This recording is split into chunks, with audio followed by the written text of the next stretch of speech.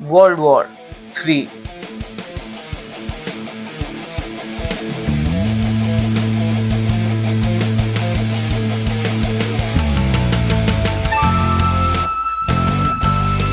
बिस्मिल्लाहिर्रहमानिर्रहीम। अस्सलाम वालेकुम। मैं मोहम्मद रसूल। तो आज कल पूरी दुनिया एक ही टॉपिक पर बात कर रही है, वर्ल्ड वॉर 3, जिसके आसार भी हमें 2026 शुरू होने के साथ नजर आ रहे हैं।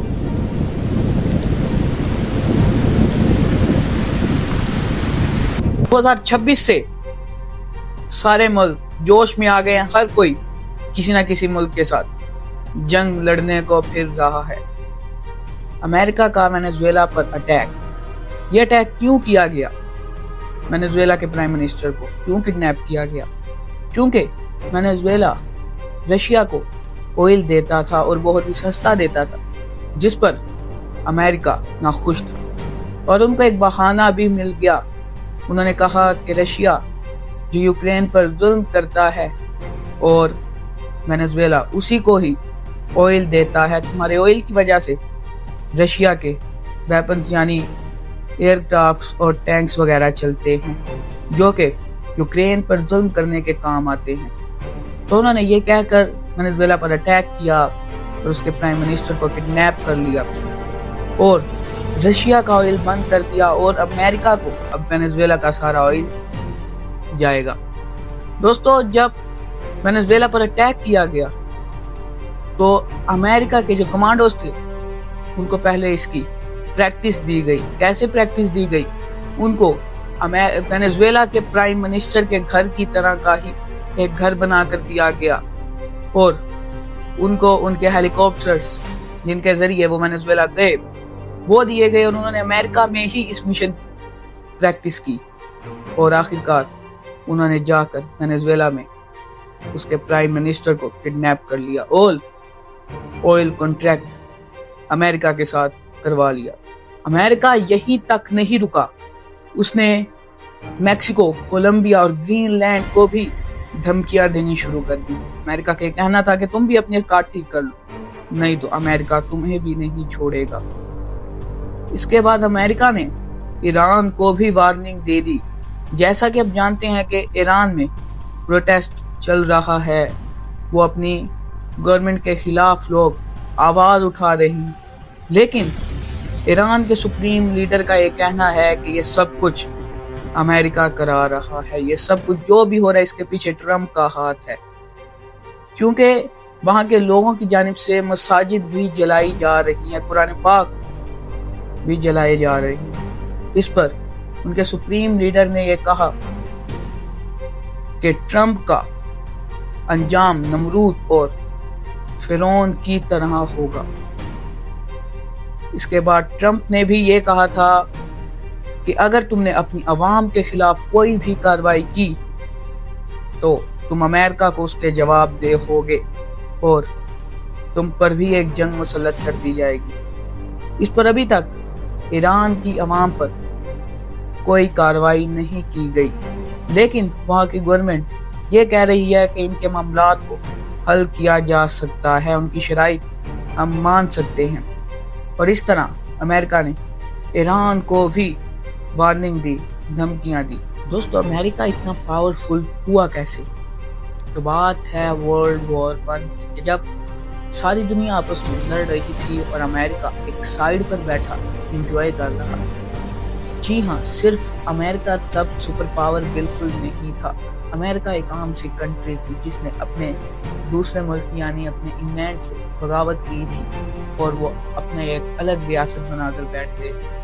अब अमेरिका जो था उसको एक आर्मी भी चाहिए थी। अमेरिका अपनी आर्मी बनाने में लगा रहा, वेपन्स भी बना रहा था, लेकिन इनको वेपन्स की ज़रूरत अभी नहीं पड़ी क्योंकि ये बहुत दूर है। अभी तक इनकी किसी से भी वॉर नहीं हुई, जिससे भी हुई है अमेरिका ने उसको मुंह तोड़ जवाब दिया है। और आपको मैं बताऊं, वर्ल्ड वॉर 1 में जब अमेरिका साइड पे बैठा सब कुछ देख रहा था तो इस दुनिया में जो वेपन्स से उनकी कमी होने लगी और अमेरिका ने सबको वेपन्स फराहम करना शुरू कर दिया और इस तरह अमेरिका अमीर होता चला गया।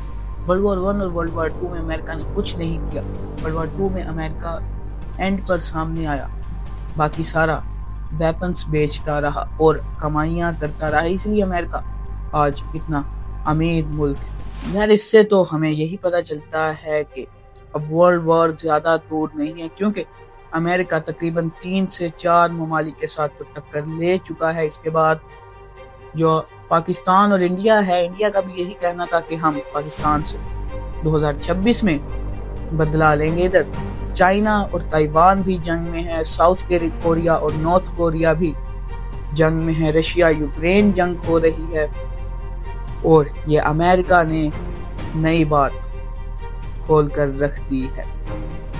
अब दोस्तों ये भी सुनने में आ रहा है कि नॉर्थ कोरिया और जापान की भी जंग होने जा रही है। तो ऐसा क्या हो गया है कि अब दुनिया का हर मुल्क जंग में पड़ना चाहता है, और ऐसा ही हो रहा है, सारे मुल्क जंगों की तरफ जा रहे हैं। अगर हम अमेरिका और वेनेजुएला पर अटैक देखें तो ये बात भी हो सकती थी कि जो हमारा सऊदी अरब है वो इजराइल को तेल देता था और वही ऑयल फलस्तीन पर जुल्म के काम आता था। तो अमेरिका ने सऊदी अरब को ऐसा क्यों नहीं कहा कि तुम इजराइल को ऑयल ना दो, क्योंकि उसको पता था कि इसमें हमारा फायदा है।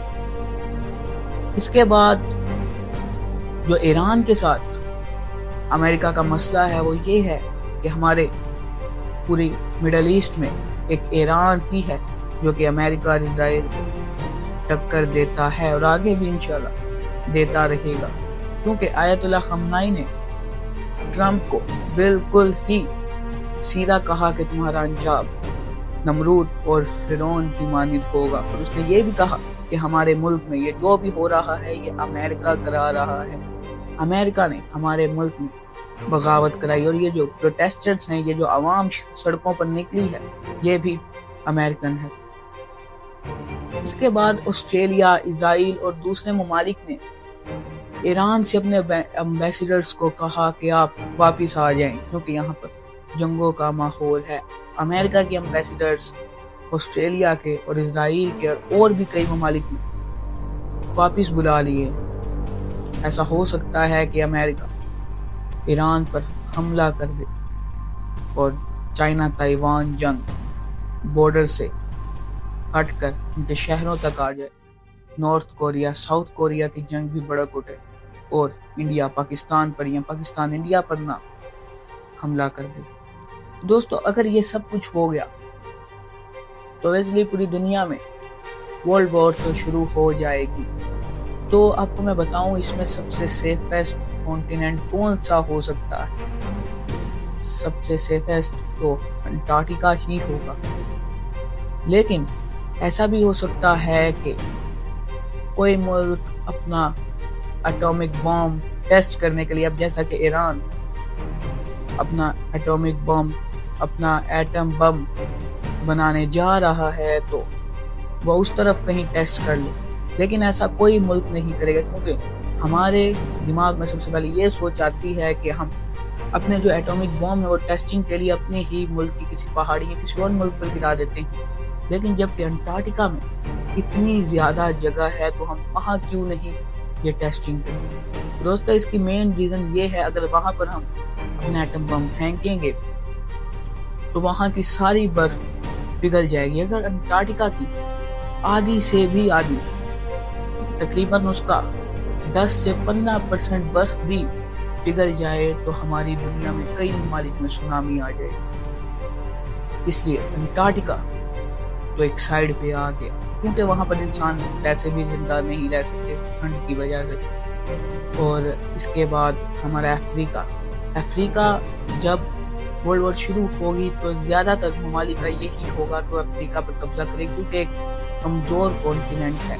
लेकिन अब जो बर्किना फासो इब्राहिम ट्रोरे के कंट्रोल में है, तो हो सकता है वो भी इस जंग में बढ़ चढ़ कर हिस्सा लें। उसके बाद नॉर्थ अमेरिका और साउथ अमेरिका तो वैसे ही जंग में होंगे, और इसका सबसे मेन हेडक्वार्टर यानी जहाँ पर सबसे ज़्यादा आग भड़के वो हमारा एशिया होगा।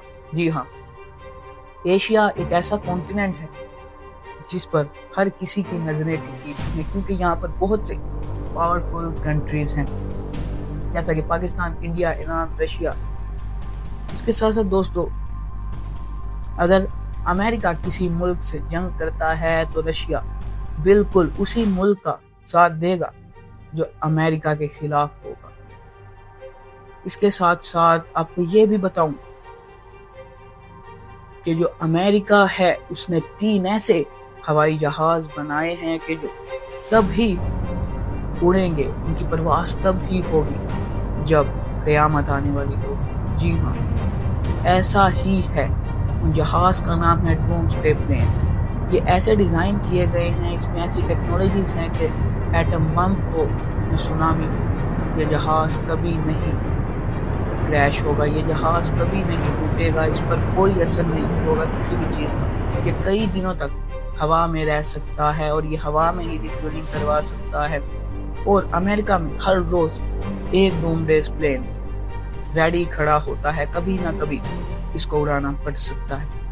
دوستو، تقریباً 2 دن پہلے یہ ڈومسڈے پلین لاس اینجلس میں اڑتا ہوا نظر آیا، اور بہت سے لوگ اس کو دیکھ کر ڈر گئے کہ کیا قیامت آنے والی ہے۔ قیامت میں اس لیے کہہ رہا ہوں کہ اگر ایک ایٹم بم بھی گر گیا تو یہ قیامت خیز ہی ہوگا، کیونکہ اگر ہم ہیروشیما اور ناگاساکی کو دیکھیں تو وہاں ابھی تک ایٹم بم کے اثرات نظر آتے ہیں۔ اگر امریکہ ایٹم بم چلائے گا، پاکستان کے پاس بھی ہے، انڈیا کے پاس بھی ہے، اسرائیل کے پاس بھی ہے، تو یہ سب ممالک بھی کسی نہ کسی پر ضرور چلائیں گے ورلڈ وار میں۔ اگر یہ ایٹامک وار شروع ہو گئی تو obviously پوری دنیا ختم ہو جائے گی، کیونکہ ہماری دنیا میں زیادہ سے زیادہ 3 سے 4 ایٹم بم چل جائیں تو یہ دنیا ختم۔ ویسے تو اس میں 2 ہی کافی ہیں جو ہماری مین پلیسز پر گر جائیں تو دنیا ختم ہو سکتی ہے، کیونکہ پاکستان بھی اپنا ایٹم بم بالکل نہیں چلائے گا۔ انڈیا کا ہم کچھ نہیں کہہ سکتے کیونکہ پاکستان ایک پیسفل کنٹری ہے، لیکن یہاں پر بھی ہماری گورنمنٹ کا کوئی حال نہیں ہے، کیونکہ پاکستان میں ایک پارٹی نہیں گورنمنٹ کے لیے بہت سی پارٹیز ہیں جن کی آپس میں جھگڑا ہی ہوا رہتا ہے۔ اس کے بعد دوستو، ہم یہ بھی کہہ سکتے ہیں کہ اگر ورلڈ وار ہو گئی تو یہ دنیا ختم ہو جائے گی، اور ہمیں اس بات کا پتہ چلتا ہے کہ ورلڈ وار جلد ہی شروع ہو جائے گی۔ ورلڈ وار 3 کے سب سے اسٹرانگیسٹ کنٹری کون سے ہوں گے؟ بالکل وہی ہوں گے جن کے پاس ایٹم بم ہے، جیسے پاکستان، انڈیا، رشیا، امریکہ، اسرائیل، یہ سب ہوں گے جن کے پاس ایٹامک پاور ہے۔ ہمیں ایسا نظر آ رہا ہے کہ ایران بھی ایٹامک بم ضرور بنائے گا، کیونکہ کچھ مہینے پہلے ایران کی جانب سے کوشش کی جا رہی تھی، لیکن اسرائیل کی جانب سے ان کے یہ پلیٹ فارمز تباہ کر دیے گئے اور ان کا ایٹم بم تیار نہیں ہونے دیا گیا۔ لیکن ایسا لگتا ہے کہ ایران ابھی بھی کوشش کر رہا ہے اور بہت جلد اپنا ایٹم بم بنا لے گا۔ دوستو، اگر ہم اسٹرانگیسٹ کنٹریز کی بات کریں ورلڈ وار 3 میں تو سب سے پہلے آئے گا امریکہ، اور اس کے بعد پاکستان، انڈیا، رشیا، اسرائیل، اور ہم کہیں تو نارتھ کوریا بھی ہو سکتا ہے۔ اس کے بعد آسٹریلیا جو ہمارا ہے، وہ کیونکہ سمندر میں ہے، ہمارے باقی کانٹیننٹ سے بہت دور ہے، وہ بھی سیف پلیس ہو سکتا ہے کیونکہ اس پر حملہ کرنا بہت مشکل ہے۔ اور انٹارکٹیکا بھی ہو سکتا ہے کیونکہ انٹارکٹیکا بہت دور پر ایک سیف جگہ ہے اگر وہاں ٹھنڈ نہ ہو، لیکن ٹھنڈ کی وجہ سے ہم وہاں رہ نہیں سکتے۔ تو دوستو، یہ تھی ہماری آج کی ویڈیو جس میں آپ کو بتایا کہ دنیا میں ورلڈ وار کا عالم ہے، ایک ورلڈ وار ضرور ہو سکتی ہے۔ اور آپ کو میں یہ بھی بتاؤں کہ اگر ورلڈ وار ہوئی تو اس میں یقیناً جیت تو فورن کنٹریز یعنی امریکہ کی ہی ہوگی، کیونکہ ایک بار مسلمان دوسری قوموں سے ہاریں گے، ان کے بہت ہی برے حال ہوں گے، وہ اپنی طاقت کھو چکے ہوں گے، پھر امام مہدی آئیں گے اور اس دنیا کو ظلم سے آزاد کروائیں گے۔ تو دوستو، شکریہ۔ We will meet in next video. Like and subscribe my channel. Bye.